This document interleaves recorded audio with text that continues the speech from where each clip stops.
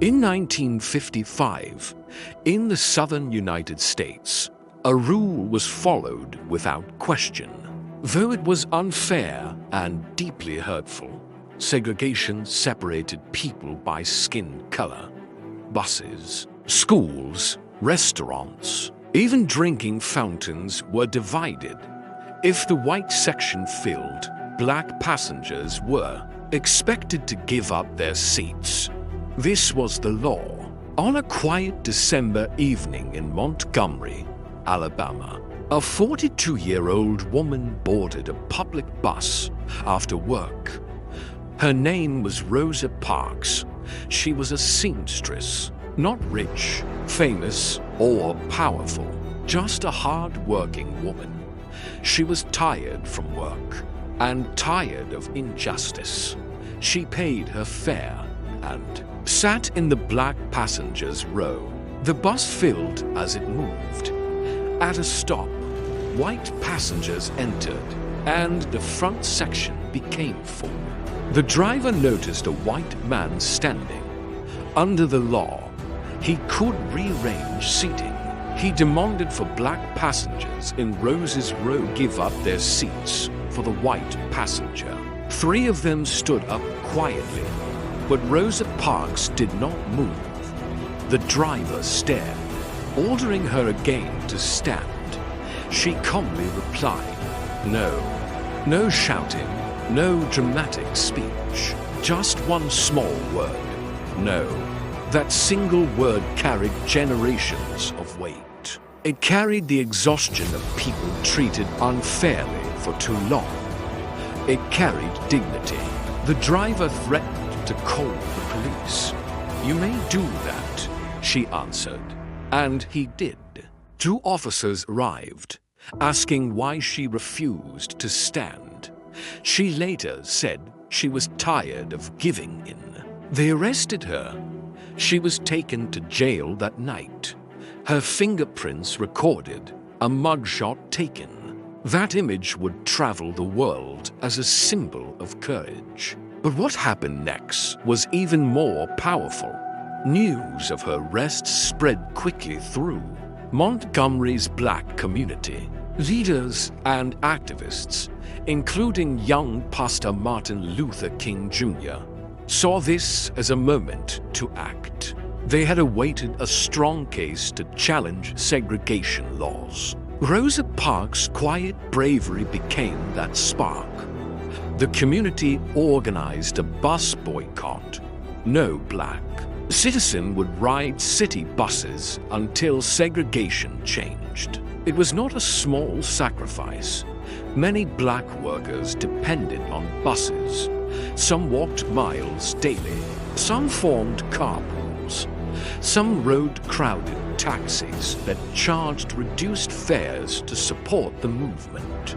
Day after day, week after week, month after month, the buses ran nearly empty. The boycott lasted 381 days. Think about that. More than a year of walking in heat and rain. More than a year of inconvenience and pressure. Some lost jobs. Leaders were threatened. Homes attacked. Martin Luther King Jr.'s house was bombed. Fear tried to silence them, but they did not give up. All because one woman refused to give up her seat. Finally, the case reached the Supreme Court. In November 1956, the court ruled that segregation on public buses was unconstitutional. The law that had humiliated so many was struck down. On December 21, 1956, Rosa Parks boarded a bus again. This time, she could sit wherever she chose. Her simple act of resistance became a pivotal moment.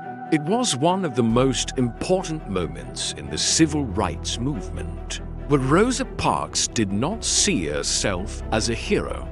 She once said people thought she refused to give up her seat because she was tired. But she was tired of giving in. Her courage showed the world that change doesn't always begin with loud protests or powerful speeches. Sometimes it begins with quiet strength. Sometimes it begins with a single person deciding enough is enough. The photograph of her rest tells a story beyond the image. In that moment, she looks calm, composed, almost ordinary. But history was being written. On that bus, surrounded by rules designed to limit her, she chose dignity over fear. Her action inspired millions. It helped ignite a movement that challenged discrimination across America. In schools, voting rights, workplaces. Years later, Rosa Parks received numerous honors. She was awarded the Presidential Medal of Freedom, called the mother of the Civil Rights Movement. But her greatest legacy was the reminder she gave humanity.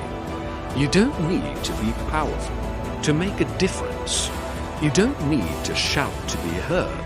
Sometimes, standing firm in silence is the loudest statement of all. Today, when we see that old black and white photograph of Rosa Parks, we see more than a woman in a seat.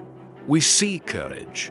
We see resistance. We see the beginning of change. Her story teaches us that injustice survives when people accept it quietly. But it crumbles when one person resists peacefully. A single decision, a single seat, a single word. No.